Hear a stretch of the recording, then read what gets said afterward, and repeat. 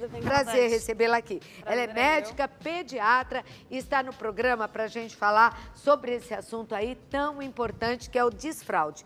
Prazer vê-la. E o bebê, como é que tá? Tá bem, tá chutando aqui. Você sabe que eu trabalhei grávida, né? Há Todas alguns nós, anos né? atrás, na TV. Então, mexeu pela Nossa. primeira vez, eu estava na Fazer. TV, chutava, eu estava na TV, o Olha leite só. descia, eu estava na TV. Foi uma loucura, assim, mas é muito engraçado isso, que às vezes, a primeira vez que chutou, eu estava no ar, me deu uma vontade de falar, chutou! Ai, meu Deus, Que as gostoso. delícias da gravidez, né? Desfraude, como lidar com isso, doutora? Olha, eu acho que a primeira dica que eu sempre dou para os pais é a seguinte: olhe o seu filho. É muito comum o adulto ter essa pressão de desfraudar, essa pressa por desfraudar, mas o desfraude tem que acontecer no tempo da criança.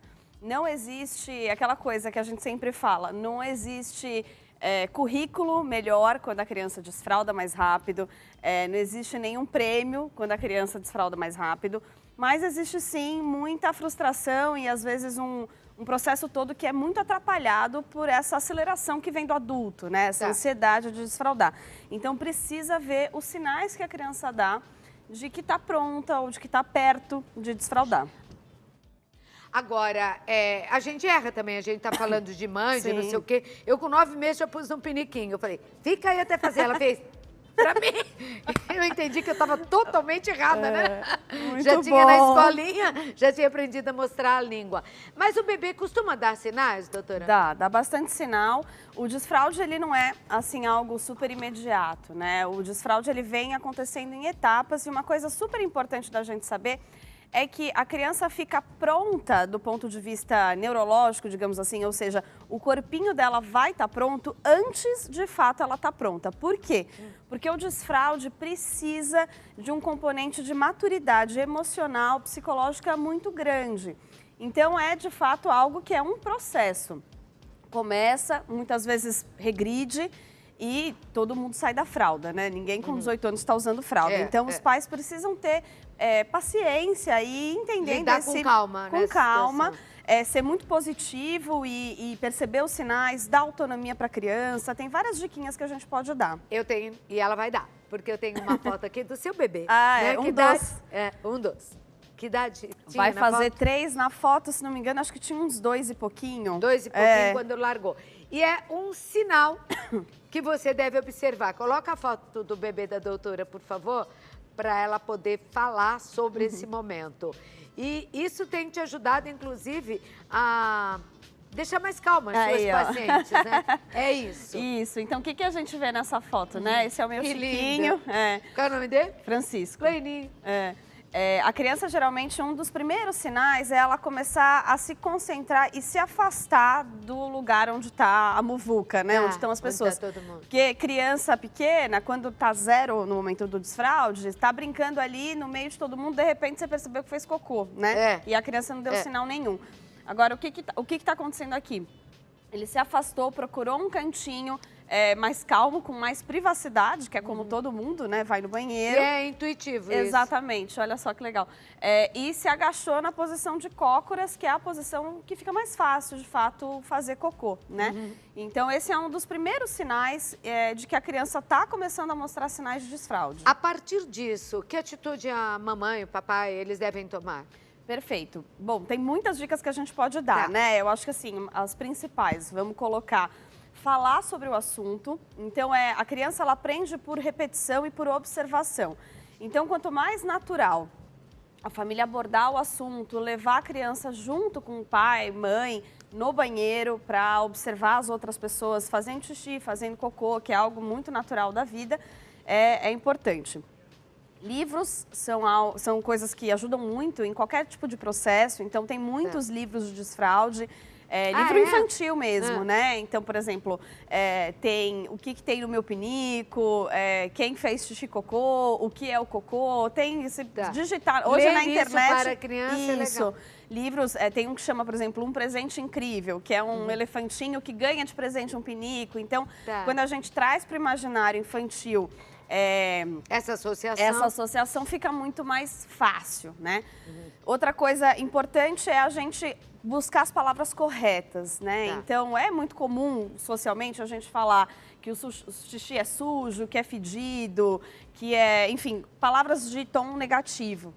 Não é legal. Não é legal.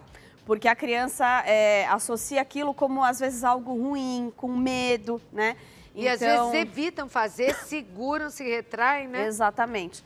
Então, a gente tem que buscar realmente ser muito positivo. E aí, outra coisa que eu acho que é importante, perceber que a criança está dando sinais. Um outro sinal super importante é quando ela se incomoda com a fralda, pede para tirar, avisa e quer tirar a fralda, por mais que ainda não fale, é a gente começar a colocá-la para sentar nos dispositivos de xixi e cocô, que não a privada que a gente usa. Isso é muito importante. E você trouxe aqui dois que eu queria.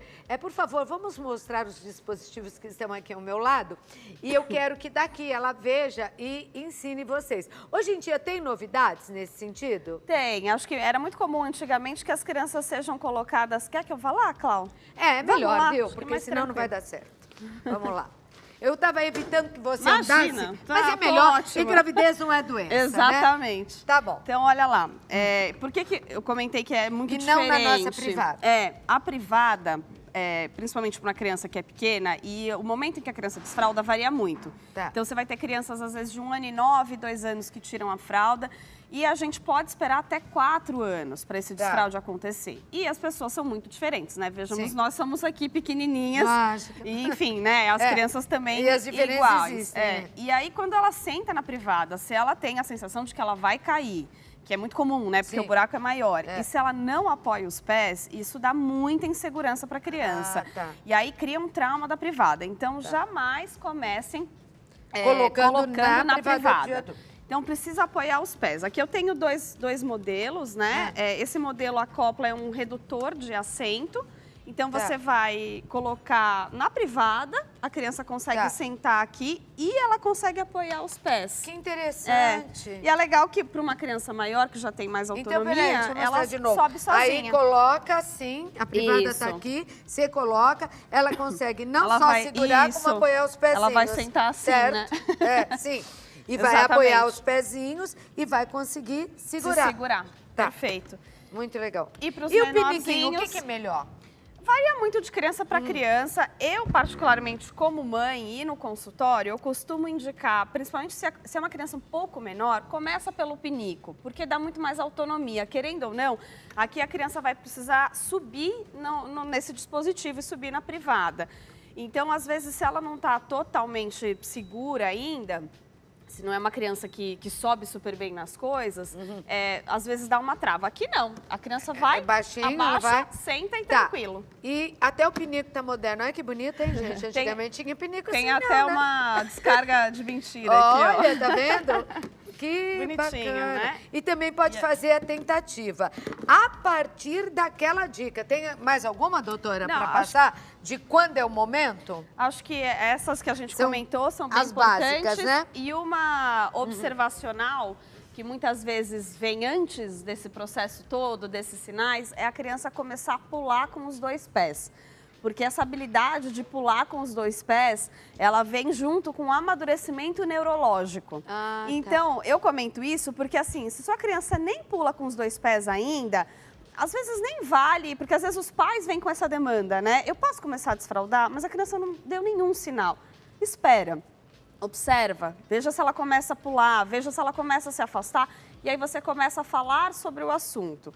É muito importante não se anteceder também, porque se a gente introduz esses dispositivos antes da criança estar pronta, vira brinquedo, aí complica tudo. Né? Então, o pinico, o redutor de assento... Mais ou menos em torno de 2 anos. Eles têm que ficar dentro do banheiro, né? Não é para ficar na sala, para não virar brinquedo. Exato. Eu tenho perguntas gerais aqui para você, que eu sempre falo, pode perguntar que a doutora responde, pediatra. Às vezes é difícil você constar aí, né, por esse Brasil afora. Bom dia, Cláudio, sou a Maria Eduarda Soliani, de Foz do Iguaçu. Adoro a tua terra. Toda hora eu estou em Foz, adoro aí. Minha filha está com os dentes nascendo e está muito irritada com isso. O que eu posso fazer para acalmá-la? Coisas geladas. Então, aqueles mordedores gelados que você coloca na geladeira e dá para ela morder. Ou fruta amassada gelada, ou às vezes até sorvete picolé, gelado ajuda bastante. Para crianças que estão muito incomodadas, existem alguns fitoterápicos que não são medicamentos, são fitoterápicos que são vendidos na farmácia e podem ser usados para aliviar também, só pingar direto na boca. Olá, Cláudia e doutor, uma pergunta inusitada aqui. Eu sou a Júlia de Menezes, falo de Arujá, São Paulo. Eu e meu marido somos altos, mas a pediatra do nosso filho diz que ele não deve passar de 1,65 m. Os exames dele estão normais. Tem alguma explicação para isso? Pergunta complexa, não dá para eu te responder só por esses dados. Tá.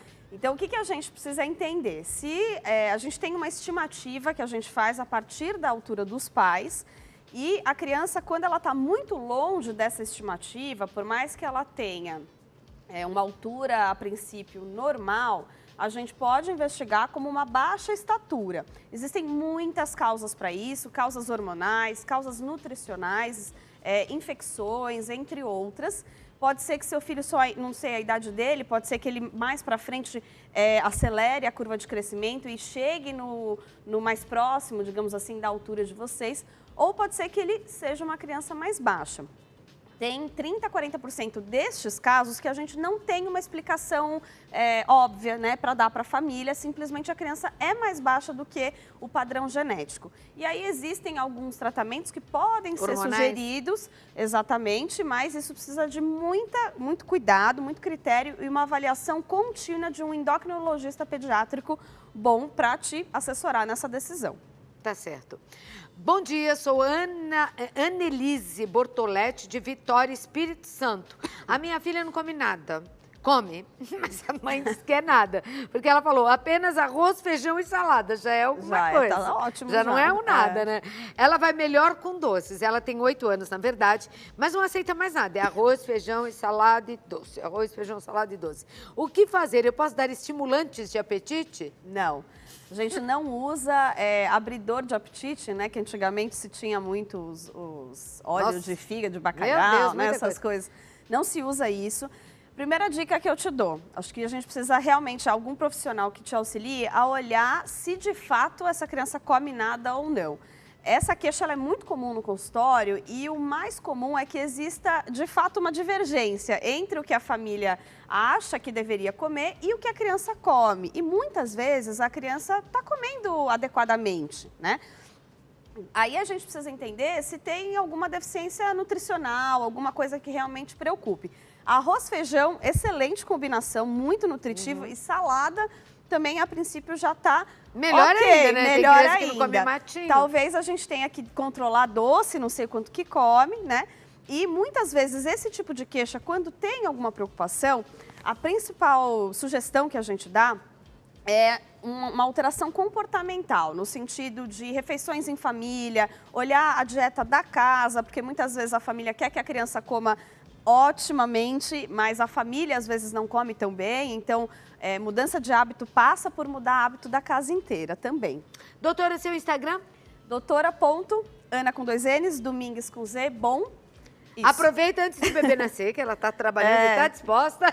Manda sua pergunta para ela ou para a gente aqui. Ficaram várias ainda, mas tenham paciência, a gente vai respondendo. Ela está quinzenalmente no programa falando sobre vida de bebê. Com certeza. Beijo. Obrigada, Cláudia. Muito obrigada, Prazer. viu?